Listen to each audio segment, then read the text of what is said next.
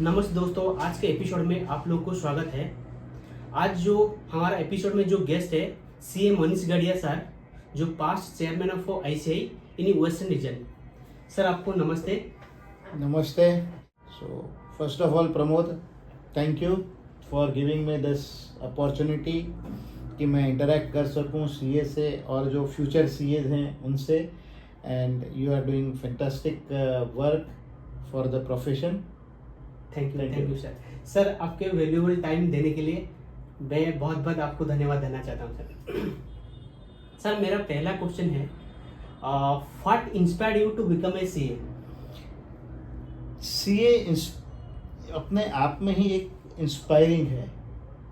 CA is the alphabet of trust. Okay sir.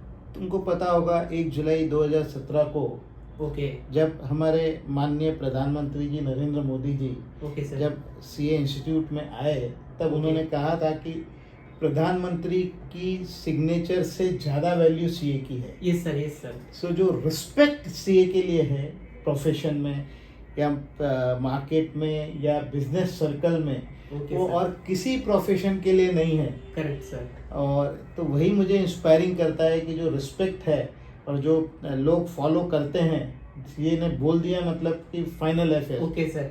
So that inspired me. Okay sir, thank you. अगले question ऊपर जाते हैं। Sir what are the biggest challenge that you facing during the CA tenure sir? During the CA tenure मतलब CA करने के पहले या CA के बाद? करने के टाइम में सर। सीए करने के टाइम पे सबसे बड़ा चैलेंज है कि सीए होगा या नहीं होगा. It is the toughest exams. But जब तक भट्टी में, आप तो उड़ीसा से आते हैं, तो जब तक भट्टी में लोहा तपता नहीं है तब तक वो लोहा बनता नहीं है. सो अगर आपको रिस्पेक्ट चाहिए, आपको काम चाहिए, आपको पैसा चाहिए, तो आपको उसके लिए हार्डवर्क करना पड़ेगा.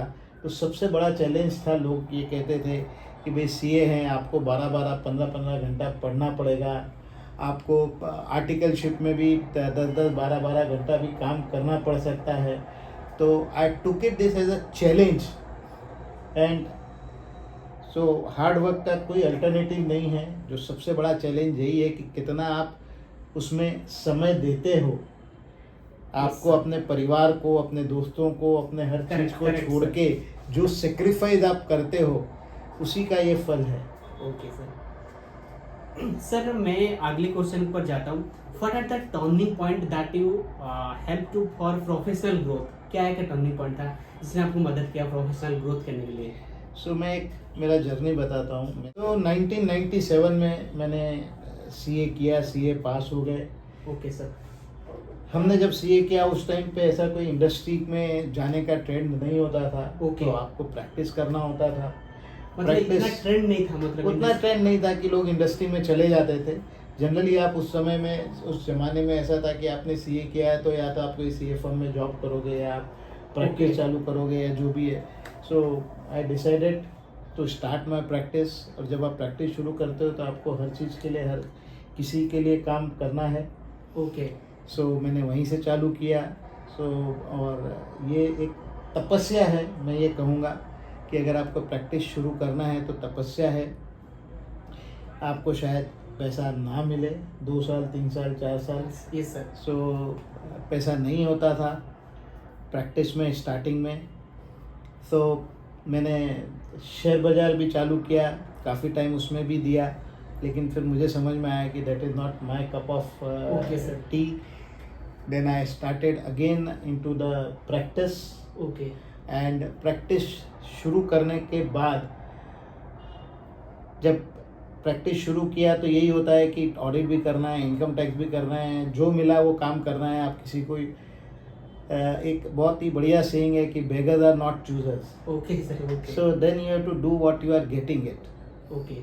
So in the year 2001, I got an opportunity. There was a call from Gupta Maheshwari and Jain.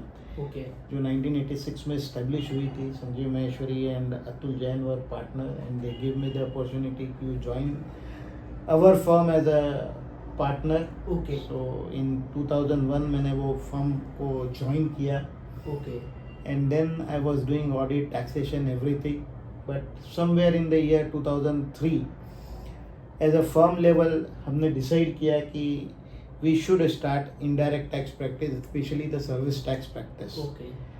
And then my partners took the call to take care of myself कि मैं अगर ऑडिट छोड़ देता हूँ, income tax छोड़ देता हूँ, सब कुछ छोड़ देता हूँ, तो मेरा घर भी चलना चाहिए. So they took care of everything on my behalf. And then I started doing studies as far as indirect taxes concern. So उसको सीखने के लिए भी आपको बुक पढ़ने के अलावा लोगों की ज़रूरत होती है. Yes, sir. Yes, So I should give few names also that who supported me for in this journey of from direct tax to indirect tax. One is definitely Dr. C.A. S.S. Gupta ji, Okay. and another is C.A. A.R. Krishnan. Okay. These are the two luminaries जो उस समय काफ़ी बड़ा नाम होते थे service tax के लिए, और उन्होंने काफ़ी कुछ टेक्निकली और प्रोफेशनली भी मुझे सपोर्ट किया सीखने के लिए. Okay. Then I started this practice, and once I started this practice of service tax, Okay. so उस समय बॉम्बे में अगर मैं देखूं तो अपार्ट फ्रॉम बिग 4 8 से 10 ये भी ऐसे नहीं थे जो सर्विस टैक्स में प्रैक्टिस अच्छा, एक्सक्लूसिवली बहुत कम करते है. थे. So this change my entire scenario, and Okay. तब से लेके आज तक 23 साल हो गए I am into indirect tax. Okay sir. Sir आपसे पहले आपके फैमिली में कोई सीए थे, मतलब मैं पहले टाइम फर्स्ट टाइम आपने सीए? नहीं, वैसे मेरे फैमिली में कोई सीए नहीं थे, but my family belongs to a businessman. Okay. So I interacted with the CA and I know that what CAs are doing. Okay. Sir आपने past chairman ICI council ocean region में थे. In that time आपने as a chairman what are the priority top priority during that tenure? आपका क्या priority था उस time में as a leadership? See, as a leadership, मेरा प्रायोरिटी था कि whatever way हम स्टूडेंट्स को सपोर्ट कर सकें, correct. Because they are the future of the profession. Okay sir. So उनके लिए हमने काफ़ी कुछ चीज़ें करी, इनिशिएटिव्स किए. अब जैसे बॉम्बे जैसे सिटी में उनको रीडिंग रूम्स के इश्यूज होते हैं क्योंकि घर Okay. में जगह नहीं होती है Yes, कि sir. बच्चे हाँ. पढ़ेंगे बहुत कहाँ. पे एनवायरनमेंट खराब होता है. एनवायरनमेंट खराब होता है, बच्चे को 12-12 15-15 घंटे पढ़ने के लिए चाहिए. ओके. सो जो इंस्टीट्यूट की फैसिलिटीज़ थी रीडिंग रूम से रिलेटेड, उसमें और जो इंफ्रास्ट्रक्चरल चेंजेस करके उनको जो बेस्ट फैसिलिटी हम दे सकते थे करेक्ट सर. वो हमने दिया. मैंने जो वसई में एक हॉस्टल है जो WIC रन करती है फॉर CA स्टूडेंट, तो उसके लिए मैंने इम्प्रूवमेंट के लिए वर्क शुरू किया. ओके. एक मैंने ट्रेन अर्न लर्न करके एक प्रोजेक्ट शुरू किया था, may be for college student, may be for normal student, जिसमें कि एक प्रोजेक्ट था जो आज तक WIC कंटिन्यू कर रहा है. And many colleges are happy with this kind of project. तो ये सब कई प्रोजेक्ट्स मैंने स्टूडेंट के लिए चालू किए, मेंबर्स के लिए काफ़ी कुछ नए इनिशिएटिव्स लेके नई नई चीज़ें हमने शुरू की. जस्ट तो लाइक काफी कैन कुछ- explain any example for member, वो क्या इनिशिएट था? जैसे स्टूडेंट के लिए आपने बोला था नया लाइब्रेरी हो गया, नहीं, लाइब्रेरी मैं नहीं बोलूँगा कि हमने कोई नई लाइब्रेरी शुरू कर पाए, बट जो एग्जिस्टिंग लाइब्रेरी थी उसको थोड़ा उसमें innovation दिया। इंफ्रास्ट्रक्चर जो Okay. इम्प्रूवमेंट हम कर सकते थे वो हमने शुरू किए. मेंबर्स के लिए भी हमने काफ़ी कुछ प्रोजेक्ट शुरू किए थे, जैसे women on Wednesday. Okay. So where the women faculties are coming on Wednesday and teaching them. Then हमने काफ़ी कुछ पाइथन से रिलेटेड कोर्स एक मैंने इनिशिएट किया, because that was the need of the hour at that point of Correct, time, correct, because chartered accountants are doing a good analysis, but they are Okay. not using tools. They Yes, were yes, using yes, sir. only हाँ. Excel for Okay, doing correct, the correct. analysis of data. But Excel again, I believe that is having their own limitations. Yes yes yes. So Python से related हमने course शुरू किए थे members के लिए. Okay. और भी कई सारे के थे, बट अब मैं सबका अच्छा, नाम correct, लूंगा correct. तो लंबा हो जाएगा. ठीक है सर. सर क्या अगली क्वेश्चन पर जाते हैं. सर आज के डेट में ना मतलब एआई का ट्रेंड चल रहा है, मतलब सब लोग एआई बोल रहे हैं, तो सर ये क्या एआई के साथ मतलब सी का क्या मतलब लिंक है, और कैसे हम लोग को इनिशिएट करना चाहिए और इम्प्लीमेंट कैसे, उसके साथ कैसे कनेक्शन करना चाहिए सर? देखो, मेरा ये मानना है कि change one thing is only constant in this world is the change. Okay sir. हमने देखा नोकिया फोन जो मार्केट लीडर हुआ करता था वर्ल्ड में, कहाँ रह गया, because they have not adopted change. Market change को अडॉप्ट नहीं किया उन्होंने। Maybe a Kodak, Kodak, हाँ, जो कैमरा पहले आता था, कैमरा आता था और उसके रोल्स आते थे, वो सब अब आउटडेटेड हो गए। सो वैसे ही हर एक ने जो भी नई टेक्नोलॉजी है उसको हमको अडॉप्ट करना है। Artificial intelligence is very very helpful as far as in the practice of CA or maybe in any profession. So अगर मुझे कोई भी काम करना है so it will help me out. But मेरा ये मानना है कि कोई भी artificial intelligence है yes, sir. which never and never replace the human intelligence. Yes, sir, correct. So you have to be above the artificial intelligence. Okay, sir. To be successful in future. Yes, sir. So आपका intelligence उस artificial intelligence से अच्छा होना चाहिए, and you should be in a position to use and take the best use of that. Sir मेरा ये मानना है मतलब जैसे आर्टिफिशियल एआई हो गया तो काम को थोड़ा आसान कर देगा, मतलब अगर जिस काम को आपको 2 घंटा 5 घंटा लगता था उसको 1 घंटा में करना है, लेकिन क्लाइंट के साथ कैसे डील करना है तो एआई कैसे बताएगा? वो तो बता नहीं पाएगा ना सर। उसके लिए तो प्रमोद जी मेरा ये मानना है कि आपको जो आपकी स्किल है ये बढ़ाना पड़ेगा, वही आपको काम आएगी कि आप कैसे, क्योंकि आज की तारीख में हमारे पास क्लाइंट आते हैं सो ऑलरेडी एआई पे रिसर्च करके आते हैं और बोलते हैं कि देखो सर ये है, मैं ये कॉल ले रहा हूँ, इसका ये प्लस है, ये माइनस है, ये है। करेक्ट। बट हमको पता है कि प्रैक्टिकली क्या हो सकता है, लीगली क्या हो सकता है, बिकॉज एआई को ये नहीं पता है कि प्रैक्टिकल क्या यूज है और लीगली क्या है और कहाँ पे क्या दिक्कतें आ सकती है। यस सर, क्योंकि एआई जो सोर्स इंटरनेट में है उसको कलेक्ट करके बता गया, क्योंकि तो हर्ष का जो सब लोग का मतलब जो इशू है सब बराबर नहीं होगा ना, सेम नहीं होगा ना, तो मेरा इशू किसी के साथ अलग है, बस हर फैक्ट अलग है और एक आपका जो एक्सपीरियंस है वही आपको एज देता है। Correct. Do you think the traditional CA practice will be decline? What is traditional CA practice? सबसे पहले तो ये एक जो या मिथ है या जो एक सेइंग है कि ट्रेडिशनल क्या होता है, जैसे मैंने कहा कि आपको समय के हिसाब से चेंज करते रहना पड़ेगा। सो अगर आप आज, मुझे याद है कि जब मैं आर्टिकलशिप करता था इन द ईयर 94, 95, 96, सो उस टाइम पे इतने बड़े बही खाते होते थे, जो आप ये टेबल देख रहे हैं प्रमोद जी, उस पर भी वो बुक्स नहीं आती थी। Correct sir, correct. और मुझे अभी भी याद है कि जिस दिन हमारा ट्रायल बैलेंस टैली होता था, ओके, लिस्टेड कंपनी में या बड़े कॉर्पोरेट्स में, उस दिन पार्टी होती थी। ओके, मतलब कि टैली हो गया, मतलब मेरा ऑडिट कंप्लीट हो गया। ओके, बट नाउ अगर आप आज की तारीख में देखेंगे तो ट्रायल बैलेंस तो टैली होता है। आज मैं अगर किसी को भी बोलूं, आपको भी बोलूं, तो आपको सरप्राइज लगेगा कि ये पागल जैसी बातें कर रहे हैं कि ट्रायल बैलेंस क्यों टैली कर रहे हैं। तो ऑटोमेटिक टैली होता है, टैली होता है। सो नाउ चेंज हो गए हैं, तो ट्रेडिशनल प्रैक्टिस के भी मायने चेंज हो गए हैं। Okay sir.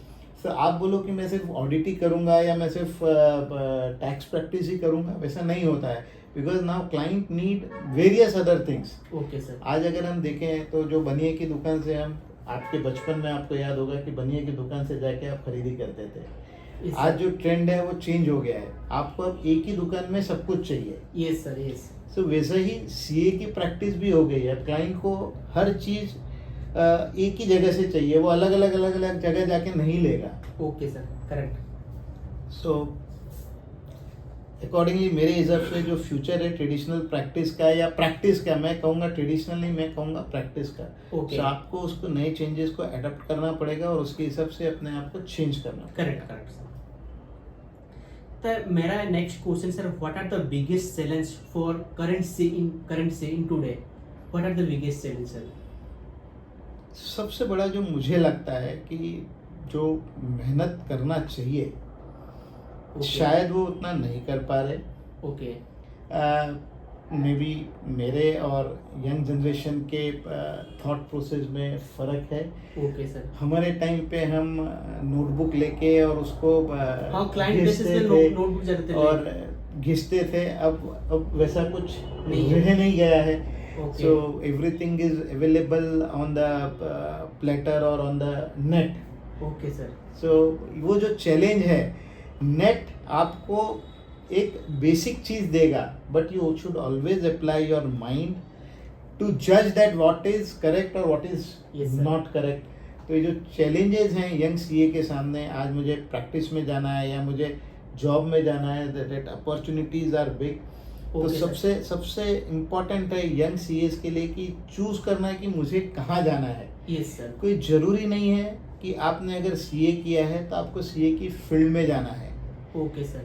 To बहुत name से it- बहुत to- से दो डिफरेंट फील्ड में काम करेंगे। Yes, to name it few.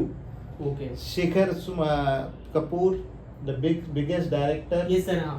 is a chartered accountant. और sir, Piyush ये- Goyal साहब is a chartered accountant. एक Raghav sir Chadda एक is chartered also a accountant. chartered Yes, sir. accountant. Yes, sir.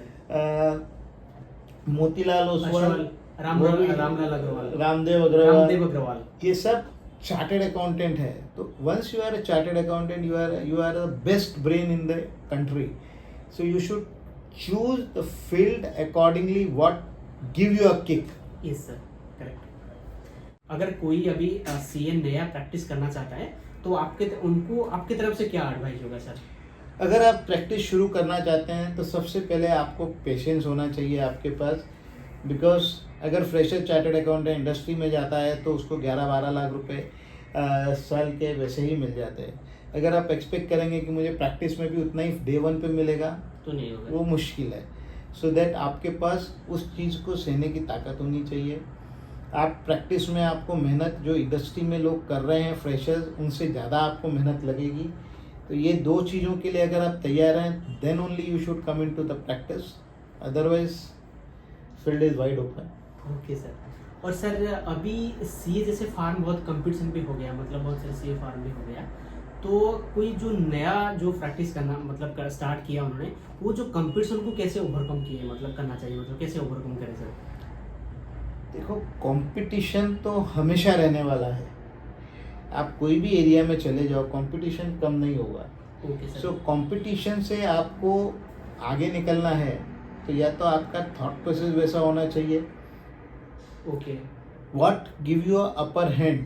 मतलब अगर आप किसी से अच्छा एडवाइस दे सकते हो या आप उतना मेहनत कर सकते हो, सो कंपटीशन ऐसा नहीं है कि कंपटीशन नहीं है, बट आपको फिर भी काम मिलेगा। काम बहुत ज़्यादा है और उसको सर्व करने के लिए प्रैक्टिसिंग चार्टर्ड अकाउंटेंट आज की तारीख में कम है।